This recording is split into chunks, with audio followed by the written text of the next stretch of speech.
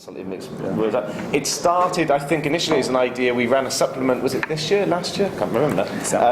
Yeah, it's December, January, something like that. On an article translated by Karl Kautsky, written in April 1917, March 1917, possibly, which Lenin reads before going back on the train. We all know the story. And Lars wrote an introduction to that. And we'll be looking at some of the myths that surround the April Theses and the confusions. He has said that he's just received the proofs for his new biography of Lenin, which is appearing in the spring. So I do ask comments, if we can somehow distract him, I am going to steal them during the course of the year. But without further ado, I'll hand over to Lars T Lih. Thank you. Okay, well, yes, as Ben mentioned, this starts off with this, with the sort of little discovery I think I've made about the possible role of this article by Kautsky. And I'm kind of proud of that because I think, it's kind of unexpected, and it's a little discovery, and I think it's significant. But it's not so significant, and starting with that, I've gotten more understood the problems, and so actually, although I'll go into this and explain why I think, in brief, what the role of that article. Actually, I think my main points could be made even if the article didn't exist or Lenin got it from another source. That's not the key thing here. The key thing here is what he introduced in the April Theses and what is the rationale for it was. And because of the way the debate is set up and the earlier discussion, I think we're going to spend more time than I expected to back in 1905, 1906, and the debate with, not the debate with, but the differences with Trotsky and the permanent revolution, because obviously that is one very strong and well-supported, plausible story about what happened. And I think that the actual differences between Lenin and Trotsky back then have not been properly elucidated. Okay, so and also sort of coming up with a discussion is the role of old Bolshevism, and that's the term that kind of Lenin coined in the spring of 17, and I kind of like it as an object of study, sort of old Bolshevism.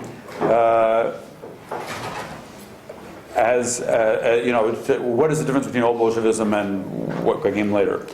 And so I'm going to start off, and also, like John was saying yesterday, whatever you said it, about the 1917 is a triumph of old Bolshevism. And I tend to agree with that, and I'm going to start off with that idea and then come up with a kind of a problem for our mutual standpoint on that. And then with that problem, I'll start the sort of story again, sort of the story up to the April Theses.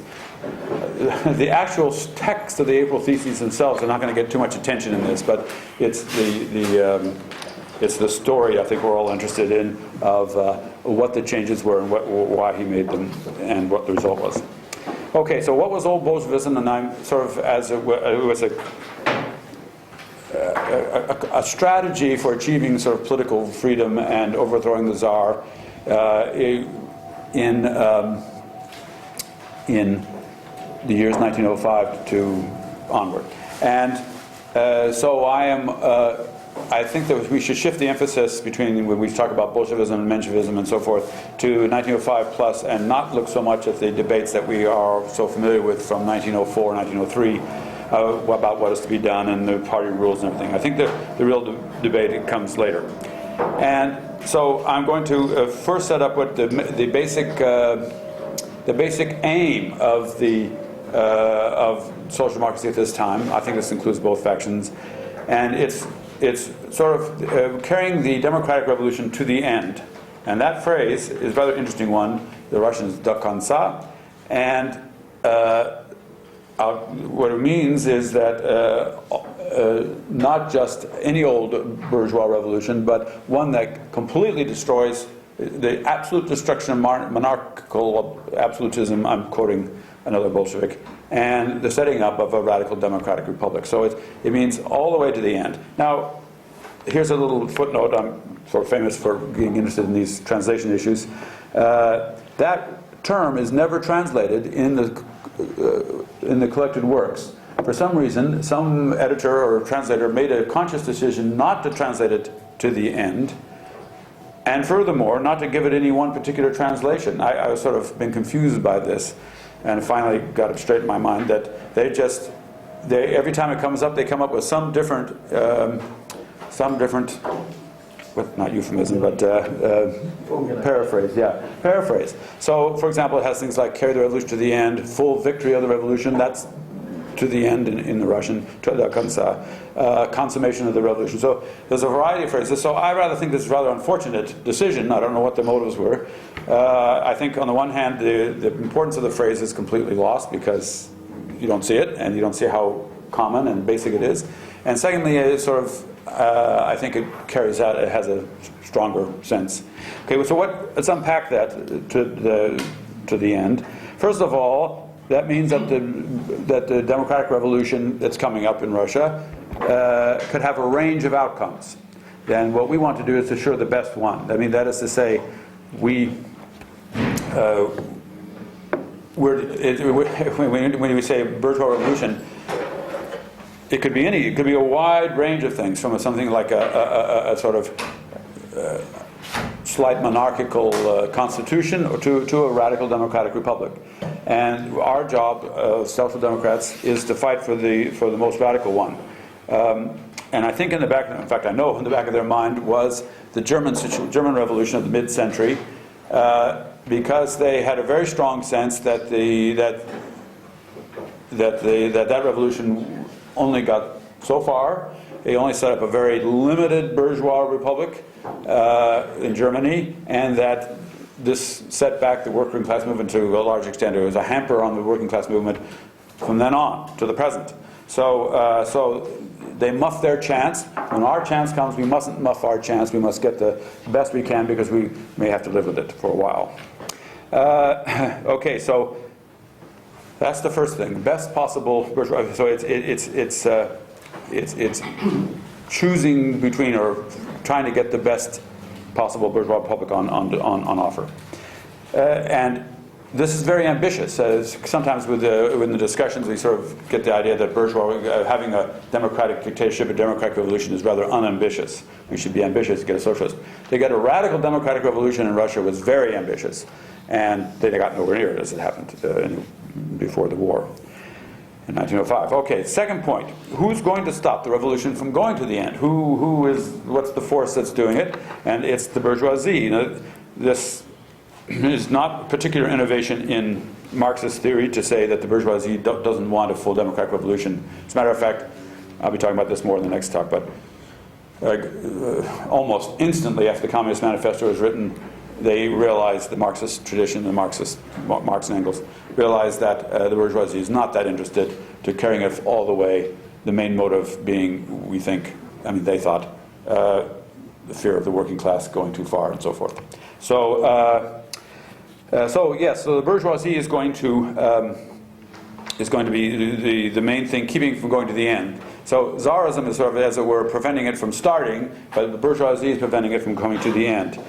So that implies at least a two-stage process of revolution, two stages inside the democratic revolution.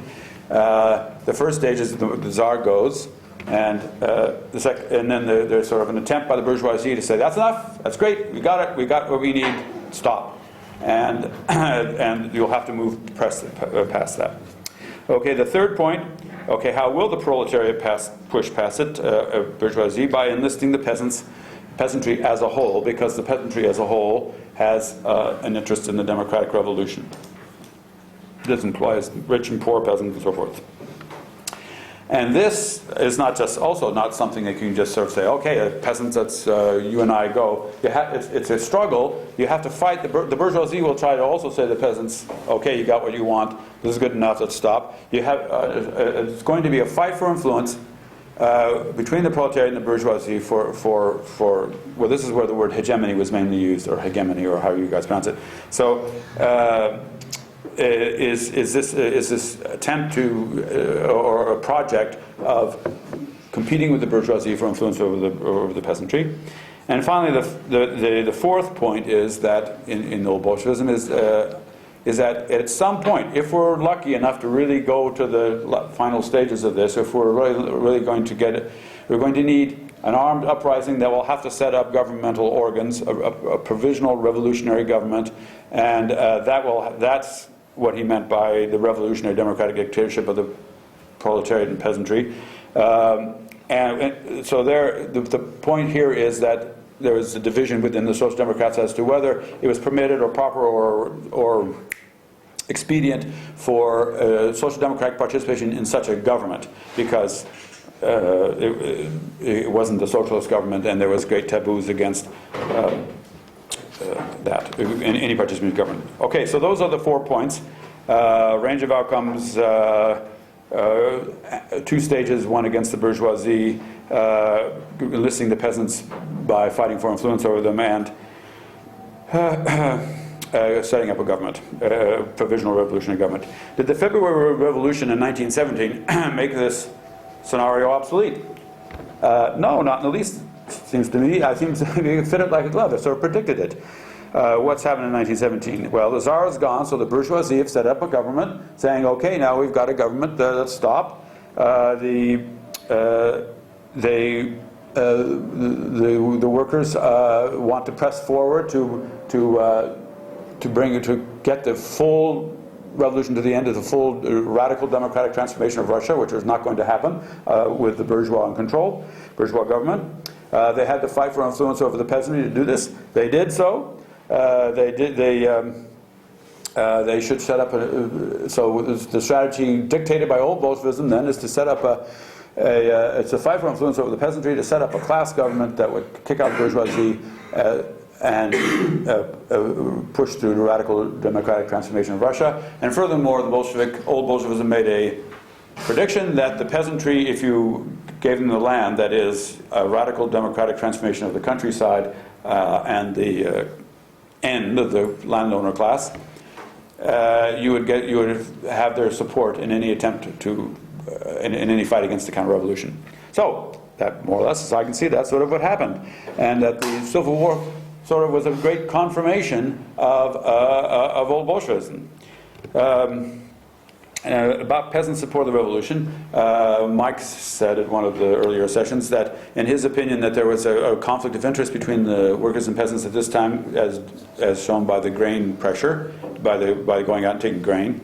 And I agree that was a sort of a contradiction, but I think it was a contradiction within a genuine common interest, and that common interest was, well, essentially keeping an army that would keep away the land owners from coming back, and getting the economy back into shape. Because we have to remember that the economy had fallen apart. So it wasn't a sort of a long-lasting peasant-worker thing. It was a more temporary one, given the fact that it was collapsed. So I can go into that more, but I'll just make the point that I do think there was a fundamental common interest between proletariat and peasantry, and that's what the Civil War, why they won the Civil War. And the best the demonstration of this is, we should remember that what's the most unexpected thing in like the first 25 years of the 20th century? It's the Red Army. Here's a bunch of urban radical demagogue rabble-rousers, and they managed to put together a mass army based on peasants and czarist officers, officers from the old regime, and they managed to put this together and defeat people supported by outside powers and who had a lot of military expertise. So the basic reason, and they knew this themselves, was that at the bottom line was that the peasants are not going to allow these white generals in. Okay, so we're all agreed that 1970 was a triumph of old Bolshevism, maybe old Bolshevism plus, but old Bolshevism. So what about this? What about this conflict between Lenin and Kamenev? There's a difficulty because what John said was that Kamenev was spouting not old Bolshevism, but sort of a Menshevist sort of retreat from that. Well, the difficulty in that is that the person who explicitly condemned what Kamenev was saying as old Bolshevism was Lenin himself, and he says a lot of times, well, 2 or 3 times anyway, in the spring of 1917, the hell with old Bolshevism, I paraphrase. And what did Kamenev say exactly that led to Lenin's ire here? He says, Comrades, Lenin's general scheme, says Kamenev, it proceeds from the assumption that the bourgeois democratic revolution is completed. Now, what does that mean? Well, I'm pretty sure what it means is what I've just been saying. The radical democratic transformation that is on the agenda has not been carried through, and it won't be carried through unless we apply the old Bolshevik recipe of getting the workers and the peasantry as a whole. So, if that's the case, if Lenin says it's old Bolshevism, and it looks like old Bolshevism, probably is old Bolshevism, but then we have the question, which I'm going to leave up here as a problem, is why did Lenin condemn it, and who was right, Lenin or Kamenev? So, we'll let that go aside. I'll come to an answer to this puzzle later. But that is sort of the puzzle of the April theses, to some extent, that little exchange. Okay, to understand what's going on, now I'm going to roll it back to 1905, 1906 again, because what those debates and the Day Guido book with all the new material helps bring this out. What helps bring us, helps us understand is why did Lenin and everybody else feel it was impossible and inadmissible and unadvisable for the government, a worker government or any other government, to move towards socialism in Russia at the time? Why is it that they didn't like this? Well, I got 2 points about Lenin's position that I want to make before answering that question. Because, again, on the reading and listening discussion and going back to the material, I realized that there are 2 things that, I had to go back and check to make sure I was right, but two things I think people are misunderstanding about his position, Lenin's position, as summed up by the famous phrase, democratic, so forth. One is that Lenin was talking about a temporary provisional government. He was not talking about anything long-term. He was talking about so the provisional revolutionary government, that would be the one with the workers and the peasants. So that's why I noticed that when I've been reading the discussion, people here almost always say democratic dictatorship of the proletariat and peasantry, but the phrase is revolutionary democratic dictatorship of the proletariat and peasantry, and the revolutionary is there to say this is for the revolution and not. And so I sort of went through a couple of articles that he wrote in the spring 1905, which I recommend. Revolutionary democratic dictatorship and social democracy and provisional revolutionary government. I think these are 2 straightforward articles. He's arguing Martynov. I think this is the articles where he introduces this concept, that phrase anyway. And I think you'll get what's going on a lot clearer than 2 tactics. Well, not a lot clearer, but a lot shorter anyway. What was the second one? What I say? Revolutionary democratic dictatorship. I'm reading the top things here of the proletariat and peasantry. They're in the complete works, volume 8. The pages around 280. So I'll give you the full references there. Okay. In any event, so I sort of went through these 2 articles again just to sort of say, am I sure about this temporary business? And I sort of underlined each phrase that threw a light on this, and I reassured myself that yes, it is. He is talking about that. And the best one to express this is this, talking about Martynov. Martynov wanted Martynov was a sort of Menshevik ideologist on this question. And by the way, he's sort of the missing party in these debates. We talk about Lenin and Parvus and Trotsky, but Martynov, who put forth the Menshevik position, he sort of started off the whole thing, and actually Lenin came up with the revolutionary democratic formula in response directly to Martynov, and so we've got to see his position. So Martynov said we should be an extreme party of opposition. Here's what Lenin says about that. From Marx's correct idea that we must prepare not a government party but an opposition party of the future, Martynov draws to the conclusion that we must form a tailist opposition to the present revolution. Okay, so there's lots of other evidence, but that's, I think, is almost the most clearest. Lenin is preparing a opposition party of the future. And if you look at at Trotsky's polemics against Bolshevism in 1905, 1906, that's the point he makes. Are you guys seriously talking about setting up a revolutionary government and then just walking away?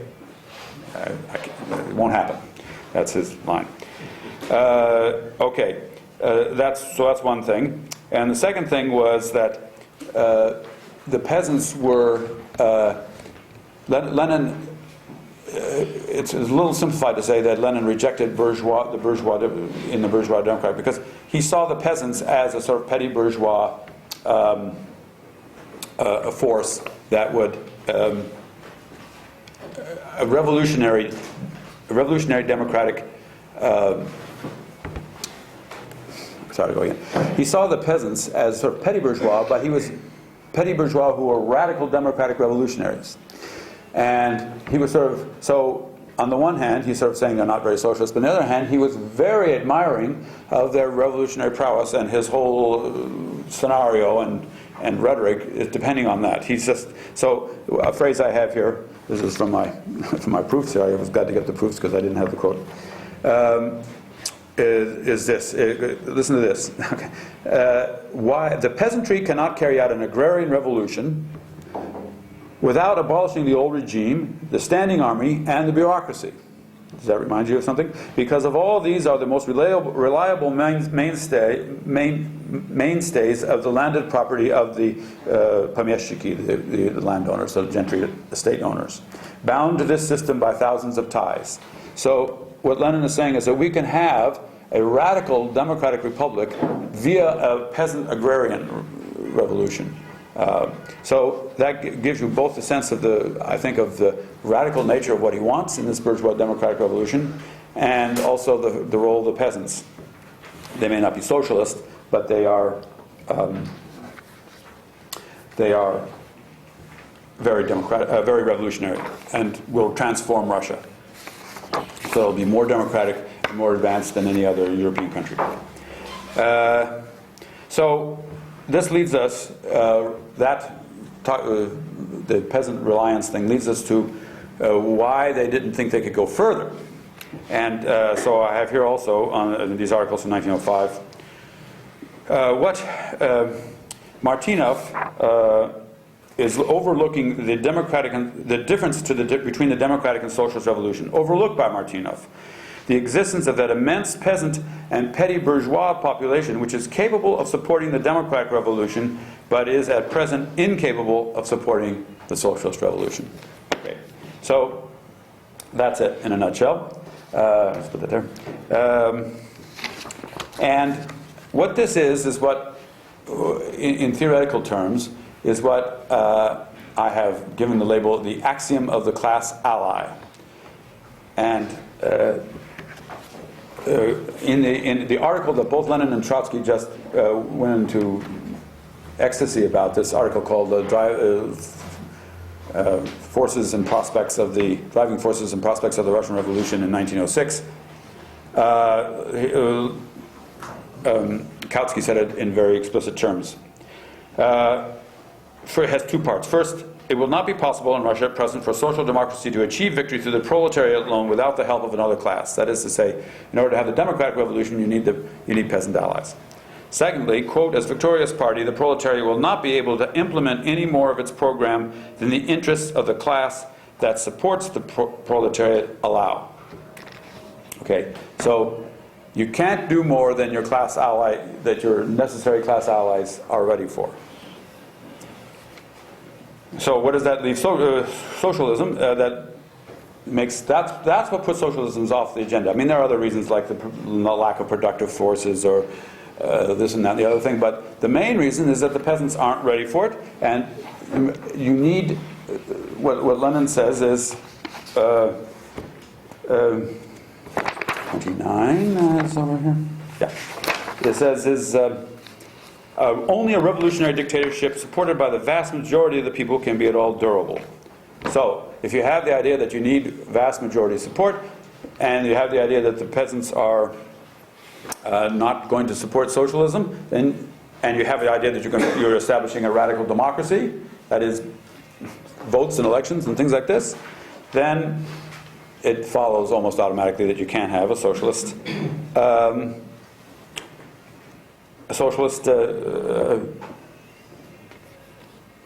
program or government at that time. So when it got to what kind of government there would be under this peasant democracy, and that's what Lenin wanted. He wanted a peasant republic, a peasant democracy. Then the old taboo against being in the government came back into operation. You would discredit yourself if you were in the government in that circumstances because you have a socialist program and you couldn't carry it out. And there you would find yourself putting down strikes and protecting property owners, etc. Okay, that's what Lenin and everybody else thought. And so now we go on to Trotsky and the theory of permanent revolution. And okay, so what is the theory of permanent revolution? And there's at least two ways of taking that term. One is the whole thing that Trotsky came up with, and that's, of course, the most natural meaning of it. But the other one is what was the thing that made that made Trotsky separate from everybody else? Because most of Trotsky's theory was shared with other people, especially the international revolution part. That was shared by everybody. The international context. That, in some sense, is the least original part of Trotsky's theory. Everybody said, well, it would be great if it's very possible that the democratic revolution will set off something in Europe, and if it does, it'd be great and come back and speed us up. And that was common coin. Okay, so the part that Trotsky was by himself, and very often you read Trotsky-Parvus theory. Parvus had nothing to do with this. He denounced it. He set himself off from it. Trotsky and Lenin and Parvus were much closer. Lenin and Parvus agreed on the main questions. You could talk about the Lenin-Parvus theory if you wanted, but not the Parvus-Trotsky, because on the main thing, on the original thing, Trotsky went too far. I mean, not too far. went where else considered too far. And that was that the provisional revolutionary government would be permanent. I mean, I don't want to use the word permanent. Maybe that's because it gets into all this other stuff, but would be long-lasting, would be a regular government. That is what that's the step he took that the others were unwilling to take. And that's why he criticized the Bolsheviks. He said they were not willing to. They had some sort of what he considered utopian idea that the provisional revolutionary government would stay provisional. Okay, so the question that arises then is, how did he deal with the axiom of the class ally? How did he get around this, what seemed to everybody else an impassable barrier? Well, one way he could have done it was to say, oh, well, the peasants will support socialism. But that's exactly what he didn't say. He agreed with the socialist revolutionaries, who, by the way, used the word permanent revolution. There's an article, I have it somewhere here, where a socialist revolutionary he said, we'll have a permanent revolution going on to socialism. That was in July 1905. So it's before Trotsky ever used this term. Because they thought that the social revolutionaries that came out of the populist tradition thought that the peasants would be ready for socialism. But Trotsky did not go that route. And as a matter of fact, while Lenin and Trotsky may have disagreed about peasantry in the democratic revolution, I think only there it was a matter of emphasis, they certainly did not disagree about whether the peasants were ready for socialism. The Russian peasants were ready for socialism in 1997-98. Trotsky was open about that. And by footnote, Mike and I sort of were staring at each other at the session because we both had different Trotsky on the peasants. So I did some homework, and we're both right. They're in different parts of the resulting prospects. So I don't want to get into the details of what Trotsky did about handle the peasants, but my feeling is that Trotsky kept to the letter but violated the spirit of the axiom of the class ally. That is to say, he never said that that somehow you would have a democratic. In the first part of the democratic revolution, the peasants would support you because, well, it's not clear why. Because he had some reasons. And then in the second part, they won't support you, and when you go on to socialism. And so therefore, the longer, unless you have the international change, and that's why you need the international revolution, you're going to have, and this is his own phrase, you're going to have a civil war with the peasantry. So he agrees that you can't have socialist government without majority support, but in a rather peculiar way, he says we can't have socialism because we'll have a civil war with the peasantry. But this is a very, very paradoxical conclusion in my mind, that he says we'll be discredited if we don't make the provisional government long lasting, we'll be discredited. But a civil war with the peasantry is fairly discrediting to me. And the fact that a workers' government should end up, a socialist government should end up in a civil war with the peasantry was for the other people just blasphemy, really. So I want to read a Lenin reaction. It's kind of well known that Lenin did not have a specific polemic against Trotsky's theories, and when he did say something, it was usually because someone else had quoted him, someone else had quoted Trotsky. But in one of these occasions, there wasn't very many, he had a quote that I think is right on, and I think his reaction shows what the real issue is. Martov, this is 1909, and Martov quoted this, but I think it's a quote that shows what I've been saying about Trotsky. So Trotsky says, even if they, the peasantry, do this, that is support working class government, with no more political Trotsky says, even if they support the government with no more political understanding than they usually support, or consciousness, than they usually support a bourgeois regime. So he's saying in the first stage, the peasants are not very advanced in their understanding, but that's going to work to our benefit in the first part, because they will support us just in the same way that they supported a bourgeois regime, through not through understanding, but through sort of circumstances. And Lenin's reaction is, the peasantry, the proletariat cannot count on the ignorance and prejudices of the peasantry as the powers that be under a bourgeois regime count and depend on them. Nor can it assume that in a time of revolution the peasantry will remain in their usual state of political ignorance and passivity. Okay, so I think that it does sum up a real difference between not Trotsky in general, but Trotsky's theory of 1905, 1906, and Lenin and the others. Trotsky tried to sort of finesse his way around the idea of peasant support, and Lenin says, unless we can reliably count on conscious peasant majority support, we can't do this. Okay. And just one more footnote before I zip up to 1917, because one of the arguments here is, who influenced Lenin in 1917, Trotsky or Lenin? Kautsky, or who influenced Lenin in 1917, Kautsky or Trotsky? All these skis here. And however, that in some sense may be a false dichotomy.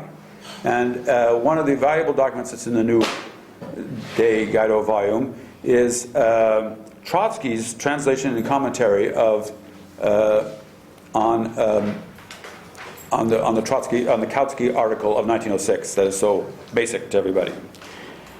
And in so doing, he has the following things to say about his own relation to Kautsky. He first gets mad at people who criticize Kautsky. He says, it's a completely unintelligent joke, on the other hand, is the attempt, dictated by spiritual laziness, to deny the competence of Kautsky on questions of the Russian Revolution. He goes on to say, it's clear, he talks about some Kautsky articles earlier, before the revolution, and he says, no matter how cautiously Kautsky spoke in the concluding part of this article, It is clear that the terms of international perspectives, the course of events during these years, has taken the direction that he characterized as a historical possibility. So he's praising. And then one more. Oh, he has a thing here about... well, he compliments specifically Kautsky on the dialectic. He says he doesn't use the word dialectical materialism, but he applies it very, very well. And finally, he says, he couldn't say it fairer than this, he says, okay, here's Kautsky's article. If the reader will take the trouble to consider my article, Results and Prospects, this article that I'm now came out after that one, he will see that I have no reason whatever to reject even a single one of the positions formulated in the article I have translated by Kautsky, because the development of our thinking in these two articles is identical. Okay? Can't say fairer than that. So,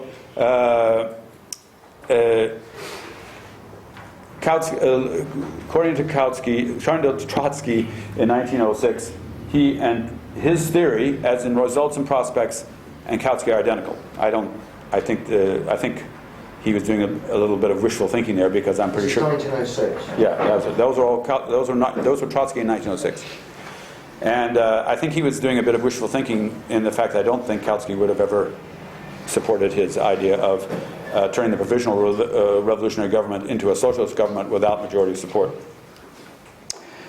Okay, now let's go on to October 1915.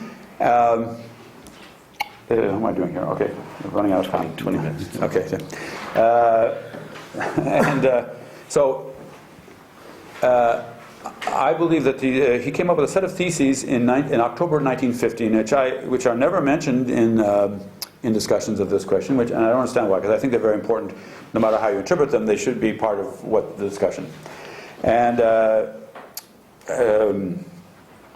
so what I see them as a combination of old Bolshevism plus left Zimmerwald, which is, left Zimmerwald is the name of Lenin's group that actually only got started in late 1915. But in my opinion, I mean, I kind of use that name for his position starting right at the beginning of the war, left Zimmerwald, because I don't think this is a matter of controversy really, but I don't think his position changed. And the left Zimmerwald is sort of a international scenario, and I also believe that part of his came out of Kautsky, pre-war Kautsky thing.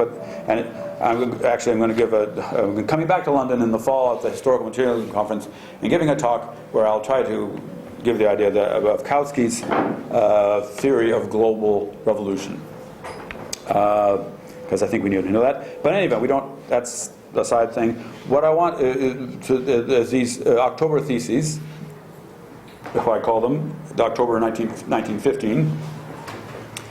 I don't want to go into detail. It's in the handout, and you can read them or something. But if you get a chance. But here's what I think is in those theses.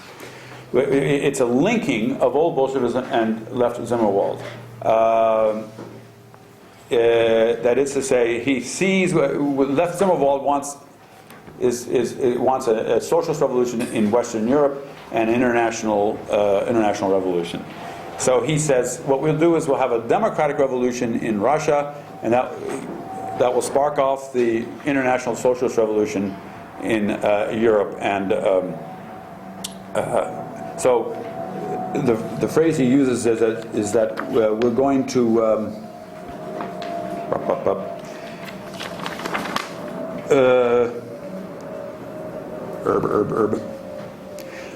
Okay, well, I'll quote from memory here. We want a democratic revolution in Russia a complete democratic revolution in Russia in order to have a socialist revolution in Europe.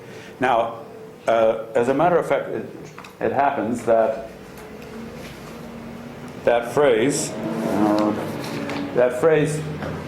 in the English translation, consummated, I can't remember, consummated democratic revolution, that in Russian is this do konca, to the end. So what he's saying, we want a revolution to the end in Russia, a democratic revolution to the end in Russia, in order to spark off the international revolution. Consummate. There it is. Thank you. Okay.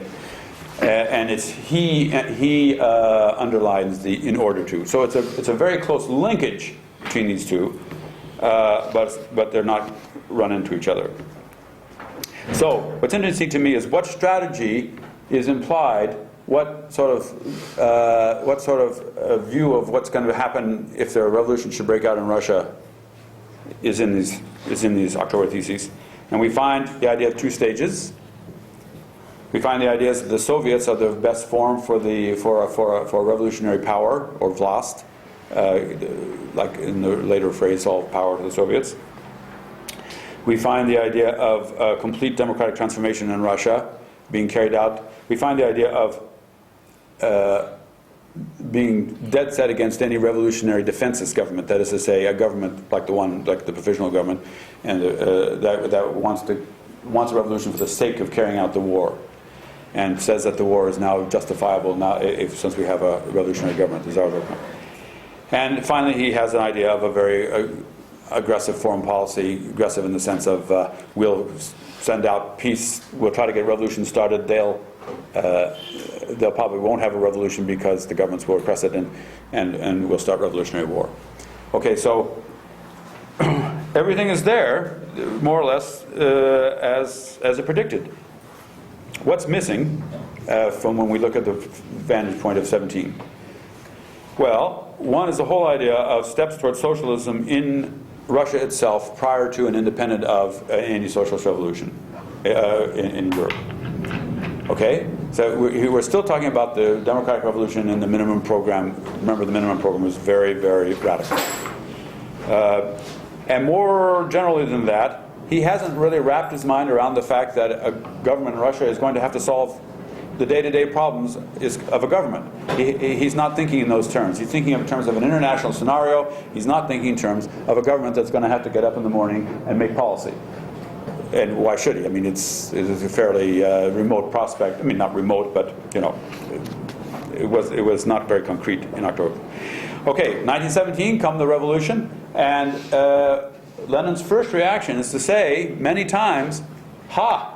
The situation is exactly as we predicted in October theses. We had it exactly right to the letter," and so he goes back to those October theses. That's his first reaction, and he quotes them in his letters from afar at length, and so you would think that that's where we were. So the letters from afar were letters that he wrote when he was still in Switzerland, and he wrote them and sent them off, and he wanted them printed in Pravda. And famously, only the first of the four letters he completed were actually printed, and that with various cuts. Okay. Yeah, with very however, if you and I have here the Slavoj Žižek's book of strange book of I've got some materials here. If you look at the four letters from afar that he sent off, they were written within a week or so, I don't know. And then there was a 2-week thing where he was busy trying to get himself arranged to go to Russia, but there's no writing. And then there's a 5th letter that he never completed that's only a page or so long. And that's the one that I put in the handout. And that's for the first time we see something really new. That's my theory. And again, I don't want to spend too much time on the textual going with the microscope here, but what I've done here, he starts this 5th letter. He says, I'm going to summarize what I said in the first 4 letters. He has a long paragraph here, and then he makes 7 points, and then on the 8th point, I made if you have the handout, I made a cut. I put the paragraph break. It's not his paragraph; it's my paragraph break. But the reason I did this is because I think at point 8 we have something new. For the first time, he says something like steps towards socialism. These steps are dictated with absolute inevitability by the conditions created by the war, which in many respects will become more acute in the post-war period. In their entirety and in their development, these steps will mark the transition to socialism, which cannot be achieved in Russia directly at one stroke without transitional measures, but is urgently necessary result of such transition. So, for the first time, he's saying we have going toward socialism in Russia without waiting for the international revolution. That's the first time on the agenda. So that's my I think that's what's new and what needs to be explained. Along with that, he also says we're going to make an alliance with the poorest section of the peasantry. Okay, so that's also something new, because up to then he'd been talking about the alliance with the peasantry as a whole. And then the final thing that's very interesting about this is that he then immediately says, now how about this article by Kautsky? And I can't help thinking, I'm sort of getting chronological here, but he sort of says, Kautsky, the chief theoretician of the center march trend that oscillates between the social chauvinists and the revolutionary internationalists. And I have a feeling that's a kinder put down of Kautsky than usual. He's saying that Kautsky is oscillating between the two, which means that it's possible for Kautsky to come up with an internationalist position, right? That's what it implies. So this is just... And then he starts to criticize Kautsky, and then it dribbles out. And I think it dribbles out because he hasn't got his own mind around what he really wants to say about that article. Okay, so what is it about the article that I think might have triggered this? And I'm not saying he said, oh, Kautsky says it, I'm going to say it. I'm going to say, what set him thinking in this direction? If, you know, I mean, it's certainly, well, there's circumstantial evidence that we should look at the article. And there's a number of things, but I want to particularly talk about the peasants. So what Kautsky says, great. Kautsky in 1905-96, he said, the peasants in Russia have been transformed. They're now fighters. They used to be sleepy sort of guys sitting on the farm. They're now fighters for democratic transformation. They're fighting for their interests. They're up and going. And that's one of the reasons Lenin and he were on the same wavelength. And now he says, 1917, 10 years later, 11 years later, he says the reforms, the vast Stolypin reforms that have been going on, the changes, they have changed the peasants. They've promoted the immense cleavage of the rural population between the wealthy and the propertyless. That is to say, the peasantry has been splitting all this time. The process of polarization within the peasantry has been accelerated. And then he says, we cannot foresee how these changes have penetrated and influenced the goals and thinking of the Russian peasantry. But the peasantry is the enormous X, it's the unknown quantity. He says, with all the other classes in Russia, we can sort of predict what they're going to be by looking at the Western Europe classes. We can sort of, the workers are socialist, the bourgeoisie are counter-revolutionary. We can read them off what we're familiar with. Not the peasant, Russian peasant. The situation breaks down with the Russian peasant. His material circumstances and historical traditions are quite unique, and at the same time have been in the process of colossal change for 3 decades. They're the big X there of the equation, and until they're solved, we don't know. So what I say is that Lenin said, yeah, right, let's think about it. And by the way, of course, he's on the verge of going back. He's got to come up with some kind of policy. So that's maybe the main thing that's concentrating his mind on coming up with a real governmental policy. But here's what an authority for him saying, maybe the peasants are moving toward, Kautsky also says, we don't know how far the peasants are going to support the workers in a battle with the bourgeoisie. In Western Europe, they would probably support the bourgeoisie because they'd be happy with their land. But we can't say that in Russia, and we don't know. So my hypothesis is that sort of sparked Lenin off to go to more radical conclusions about saying that the peasants are going to, we can now support them. Okay, running out of time, I'm sorry about all the details here, but let me get to the April theses. That's what the talk is about. That's about the time I got there. So if you look at the April theses are sort of cagier than we sort of remember them. They're a little harder to pin down when you read them as what exactly is going on. For example, they're often quoted as saying, we don't want him to introduce socialism. But what he actually says is, we don't want an immediate, his emphasis, transition to socialism, which sort of indicates to me that he was a mediated, a gradual transition to socialism. So he says that we don't want to introduce socialism, but he says it in such a way to say that he does want to introduce socialism, but slowly and gradually. He doesn't want to do it all at once or anything like that. And there are other little things like that. And I think the reason is that he has moved away toward accepting what Trotsky was arguing for in 1905-96. That is to say, the provisional revolutionary government will be long-term, will be lasting, will be carrying out day-to-day policy.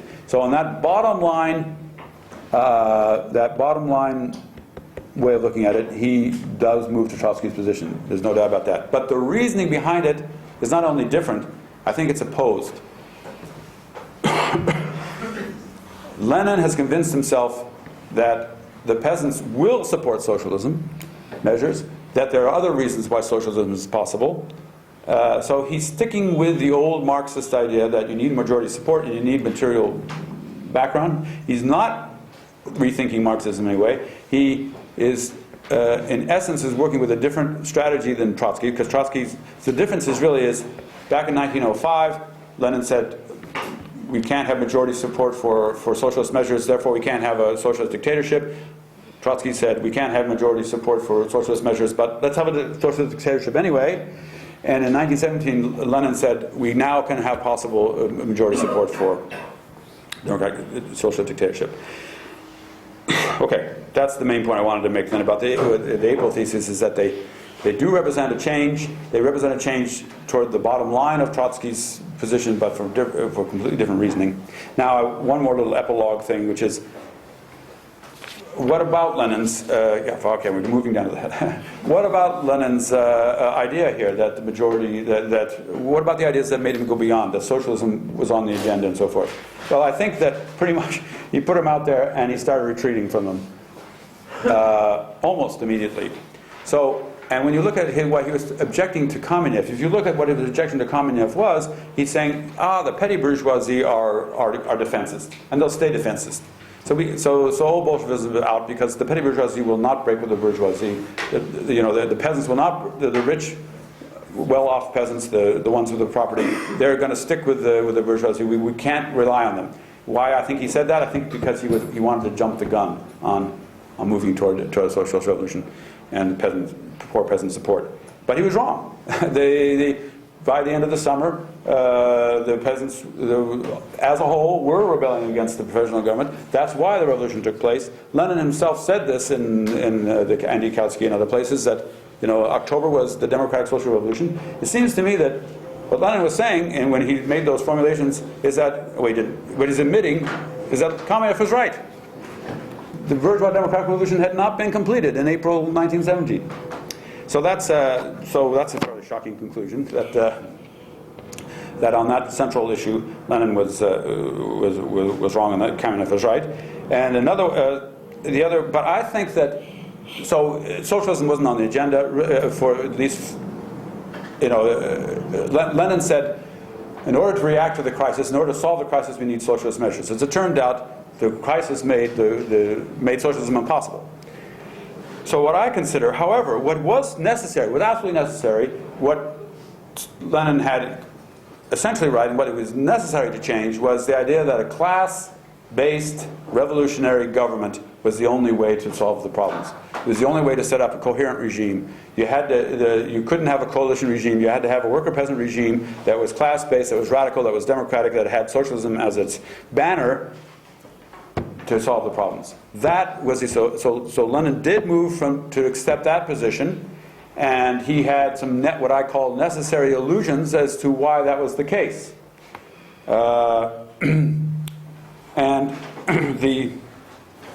he did correct the party, but I think that the party then went on to correct Lenin's correction, because I think that they went on to not stress so much some of Lenin's ideas, but to focus on that one message. Worker-peasant power is the only way to solve Russia's problem and to save the Russian Revolution. Okay, so that's...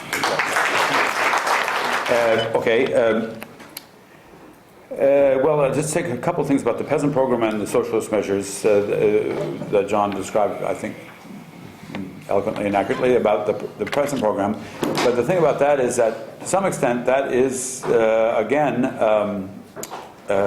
not such a break as we've seen. You said something like this last time we talked about it.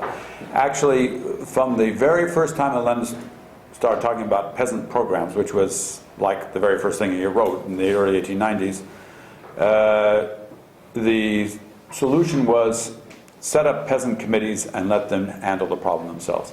That's in every program, it's in every strategy thing, and it's in 1917. And so it isn't, people sort of say, oh, he sold out his principles, because they wanted land division instead of land nationalization or whatever. But his principle was always, in the democratic revolution, we're going to set up peasant committees, they're going to deal with it, we're going to confirm what they said, and then we're going to try to talk them into moving on. That was always. So, in a sense, that was not anything new. He was doing what he said he would do. And the fact that the government would not, that a bourgeois provisional government would not carry through these, even the peasant measures, is something he, again, I think, was predicted in old Bolshevism. Okay, the socialist measures, you're absolutely right that they were talking about basic things, getting food on the table and so forth. But he did have an idea that turned out to be very exaggerated about the socialist nature of what could be done to do that. And it's particularly the German war machine, the Wumba for the people. I have it, Wumba, something like Waffen- und Munitionsbeschaffung. Something like that. I read this quote last year and I remember everyone liked it. So I won't go into it, but that was beyond the capacity of the Russian government and the Russian society at the time. It's just, he was way exaggerated. I mean, even doing what the German imperial government, bourgeois German imperial government was. So in one of the things I talk about is the gerrymanders, is that in the April thesis he also says expropriate the banks. And we don't really remember that. It doesn't come up when we discuss it because that turned out to be sort of a non-issue, a non-event, except that it may have made chaos even more. So what I'm saying is that the measures that he also, if you look at his later things like the coming crisis and how to deal with it, and can the Bolsheviks take power, he's really promising a painless way out. That if only we would come in, we put in these measures, everybody knows what they are, everybody's going to do them, we're only doing it because we're afraid. So I think, oddly enough, the person who had a better idea of what was going on here is Bukharin. I'm going to plug for a book I'm committed to write, but haven't started writing yet, because Bukharin, I think, had a bigger idea than even in this period, the fact that the crisis would prevent, a revolutionary crisis prevents socialist measures, whereas Lenin still hoped and dreamed that they would. So I do think that his idea that socialist measures were going to be a concrete.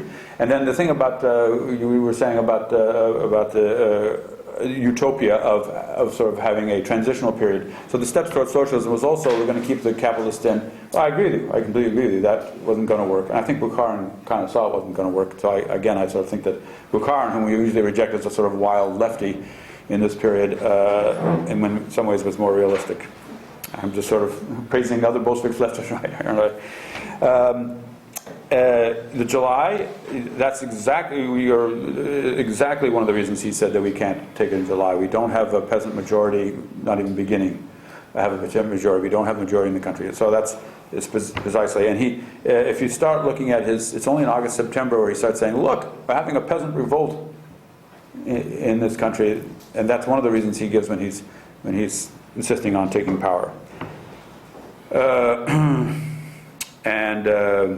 Okay, well, the deeply flawed, you said the Bolshevik thing was deeply flawed. Well, yes, I think everybody's policy was deeply flawed in 1917 because the situation was deeply flawed.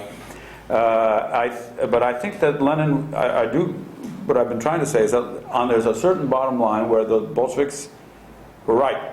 That is, the government was falling apart, the country was falling apart, the state was falling apart, there was no government, no economy.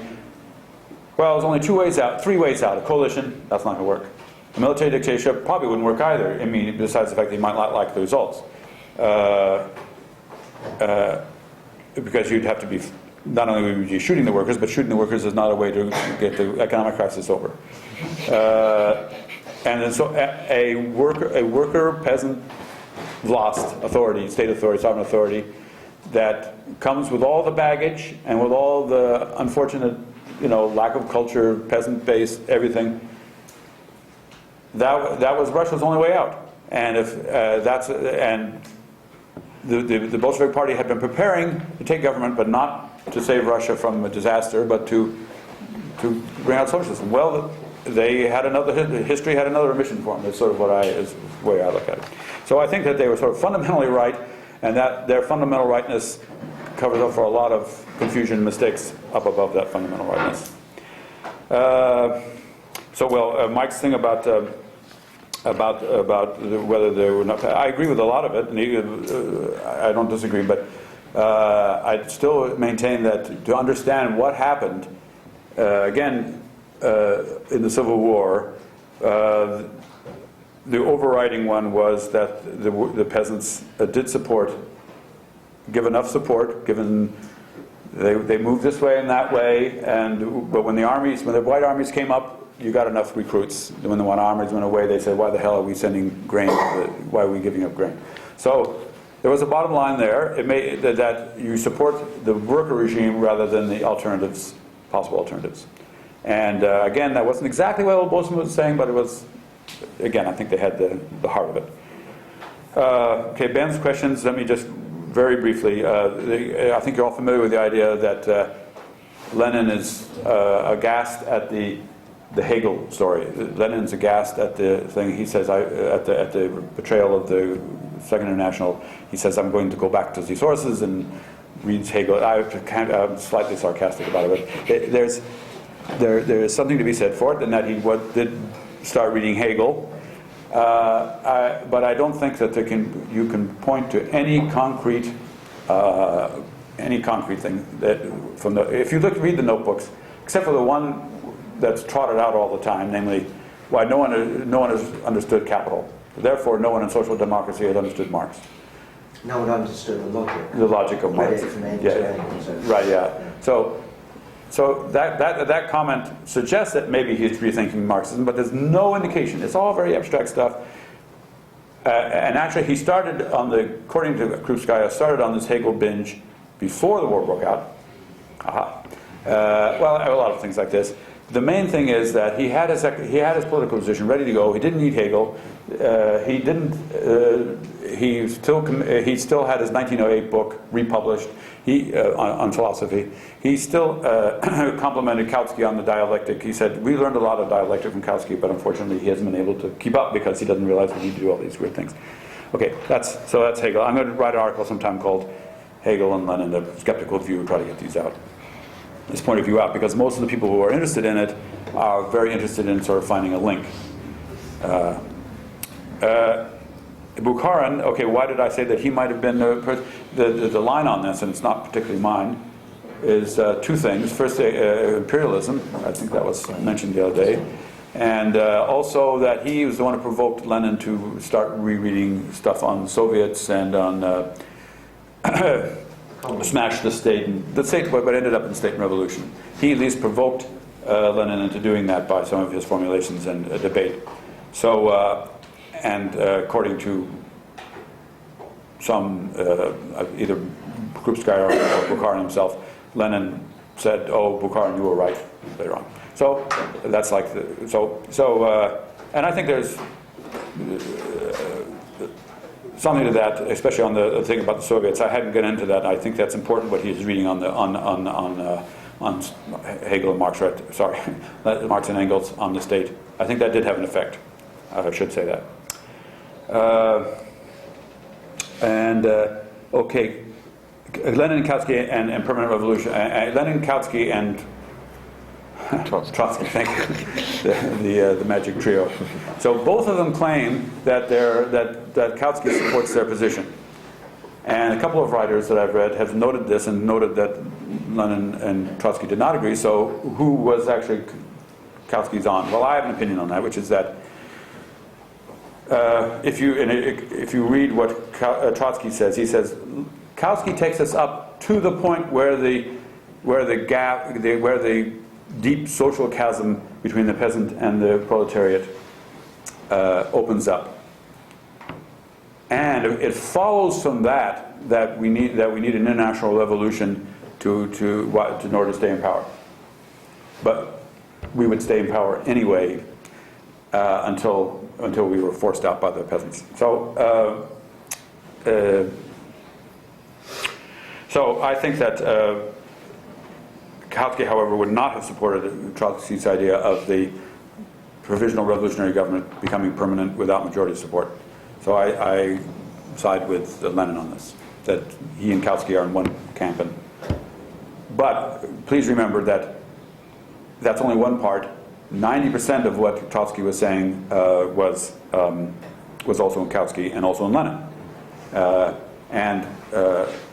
The point about the provisional revolutionary government becoming permanent became very academic very quickly, so that Trotsky in the years after 1905, I don't think he defended it very much. I don't think that anybody was attacking it very much. There were other issues and other things going on.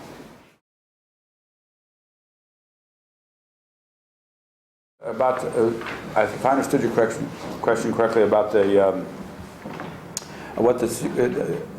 this goes with what Chris said about the Second Congress of Soviets and the use of what authority there was and what they thought they were doing. Let me say just a couple of things. It's just such a complicated issue. I'll just throw in some points. One is that the provisional government by this time had practically fallen apart. There practically was no. I mean, the provisional government was sort of a phantom from the very beginning. It didn't have much legitimacy. It didn't have much social base. It didn't have much authority. It didn't have much permanence in the ability. I mean, it was sort of a flickering sort of bunch of self-appointed politicians, and they were fading out before your very eyes. And in general, one of the whole things about the Russian Revolution that I think you might want to discuss whether it makes it relevant or irrelevant. I tend to think that this factor makes it less relevant to usual cases, but that's something to discuss, which is the state authority really fell apart. It fell apart because of the war, but also fell apart for internal reasons. For example, internal political reasons, are the top reasons. If the elite had more their act together, they could have probably kept on a bit longer. Much longer. So the question is, if the army stays intact, if the police stay intact, if the repressive apparatus doesn't fall apart the way, which is what happened in Russia in 1917, can you have a revolution of a radical kind? That's kind of a pessimistic question, but one that does come out of this experience. And I think your question was, did they have a third revolution or why? What my impression of, let me recommend a book that people have sort of forgotten about, David Mandel's book on the Russian Revolution. It's in 2 volumes, but it's really the same book, paginated. It's about the Petrograd workers and during all of 1917. Well, it goes up to mid-1918. And what he shows, I think, is that what the stratum of activists and sort of conscious workers, class conscious workers, were thinking, and what message they got. And their message was, for what you were saying, all power to the Soviets. But a lot of what Lenin was saying about no bureaucracy, no police, a lot of what he's saying about socialism, that was sort of became kind of noise. What they really heard was, and became convinced of, because it was fit what they were seeing and doing, was we have to get rid of this bourgeois government. It's not they started off thinking, a lot of workers thinking, well, let's make the coalition work. We don't want to throw away the bourgeoisie. They're experts. They know they run things. We can't imagine the country without them. And if the bourgeoisie had been willing to cooperate and so forth, they wouldn't have been overthrown. I mean, they had their own reasons for being obstreperous. But I think what I'm trying to say is that workers, in order to solve the problems, you can understand why the Mensheviks and other people come from. We don't want to. They couldn't imagine running the country without these people. In the long run, they were right. You couldn't run the country without these people, but you had to bring them in a sort of under disastrous conditions of various kinds. So, what the workers thought they were doing was primarily taking a class power, because we don't trust these bastards, and they had reasons for not trusting them. They started off not naively, let's see, comrades. Let's find out. And through 1917, they did find out that in order to protect the gains of the revolution, whatever gains they had, and to solve the economic problem, we have to institute a worker-peasant class lost power. So that was the key thing. I like what you were saying about the Hegel saying a little bit implausible, well, no, very implausible, that about the nationality. For some reason, I'm going to go into it deeper and look at carefully at their arguments, but my first reaction is to say that you're absolutely right. Nationalities, when Lenin talked about this, he says, here's an argument we've been having since 1902 and 1903. And I was still fighting the good old fight. So I think the burden of proof is on them that it's something new. However, you kind of spoiled the effect for me when you sort of said it was the debate on imperialism that was the real rethinking, because I don't think that either. I think that what was happening was that Lenin did not change his basic positions and view of the world. I've been saying this all along. But of course, he did get involved in all sorts of new debates, but where did the newness come from? From the other people, from Bukharin from Kautsky's changes and things. My point was more that there's obvious development there, some transformative moment. Yeah, but he's still sort of, what he's doing is, I mean, you're right, I don't want to exaggerate, but what I see mainly doing is sort of stating the good old truth as against challenges, and I see that's what imperialism is that it's a polemic against Kautsky's new theory in the name of, not Kautsky's old theory, but the general old theory that people had, especially Hilferding and other people. So I tend to, maybe I'm being pendulum and stick bending and so forth, but I tend to sort of stress that Lenin kept with his fundamentals and was reacting to other people trying to change things rather than he trying to, and restating new truths restating old truths in new contexts. So back to Chris, I'm going to throw Hegel back at you because I think it's dialectic or whatever to sort of say, here is the benighted both world Bolsheviks, and then Lenin comes and there's black and white before or after New Line. So what you were saying, except I put through in the Hegel bit, that we don't want it, because it's sort of a great man thing. So it's all, I don't want to diminish or say what the Hegel thesis is nothing, but I'm really reacting against that it was everything. So I'm going to read just a little quote again from Stalin. And so instead of our instinctive reaction, this is Stalin, March 14th. It's the very first thing in this 1917 book. Pravda thing. And let's try to read it charitably. That is to say, instead of saying, aha, we're going to show how benighted and foolish Stalin was, why don't we just try to, for the foolish fun of it, try to see it as, oh, well, he's got some insights. So what he says is, the revolution is deepening. The detachments of everywhere. The chariot is advancing with lightning speed. We must, however, we did this through a temporary alliance with the workers and soldiers. We've got to set up a more long-lasting alliance between the revolutionary soldiers. The way to do this is through the Soviets of Workers and Soldiers Deputies. Workers, peasants, and soldiers unite everywhere in Soviets and Workers of Soldiers Deputies as organs of alliance and power, Vlast, of the revolutionary forces of Russia. Therein lies the guarantee of complete victory over the dark forces of old Russia. Therein lies the guarantee that the fundamental demands of the Russian people will be realized. Land for the peasants, protection of labor for the workers, and a democratic republic for all citizens of Russia. So, yes, he's not saying we're going to have a socialist republic in Russia, but he is saying the Soviets are going to be the ones who bring about all these other things. And let's get together and fight against the dark forces of old Russia, which are, and there's another thing, also an aspect of this, which is in March, things were very unclear. A lot of the workers in the Soviets, as stated, I think by Chris, that were in favor of the provisional government. Things were unclear. By April, by the time Lenin came back, they were doing making the capitalist ministers were showing that their capitalist nature by, whoops, 1 minute. Give me two. By doing things. So we have to also think of the progression of events would have moved Stalin and the others like him. I mean, I don't want to put it on Stalin either. Just we have it available. So these two factors, that there's sort of a solid core already there, which Lenin can move along, but he also has to change his tune a lot, and also events. We should remember events. Okay, so I'm sort of running out of time. You're right about permanent and uninterrupted. As a matter of fact, I think Trotsky actually says uninterrupted more than permanent. There's a variety of uses. And by the way, evidently the first person to call the theory permanent revolution theory was Martynov in some polemic against Trotsky, so I'm told. Trotsky himself did not say, "Here is my theory of permanent revolution, folks." And however, it's hard to read the rhetoric because when you say, now we've had the democratic revolution, then we turn uninterruptedly onto socialism, that could very well mean, and I'm sure in this case it did mean, we got the democratic revolution out of the way, good, because we need to do that before we can concentrate on socialism, i.e.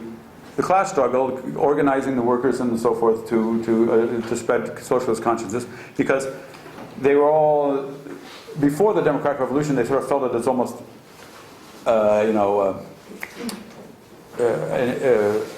distraction. We want to tell the workers about socialism, and we're forced, because the bourgeoisie aren't doing their job, we're forced to tell them about how good a democracy is. We shouldn't have to do this. They should do it, but they're not doing it, so we have to do it. But now we've done it. We got the democratic republic, in the future. So now we can go back to socialism. Now we can move forward to do socialist tasks. So that's what it very well might mean, and does mean in many contexts. I don't know about this particular passage. There's a famous passage later on where he says, "We will move on. We will not stop halfway." I don't want to go into the details of that, but it doesn't. It's a famous passage, but taken out of context. Expropriation of the banks. Thank you for the. Mike's not here.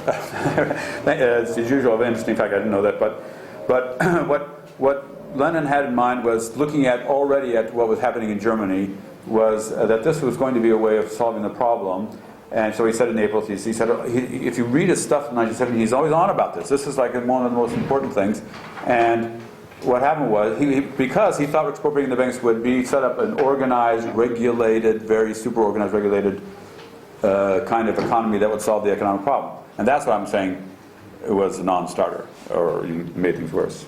And so, very soon there wasn't any banks, private banks or any kind.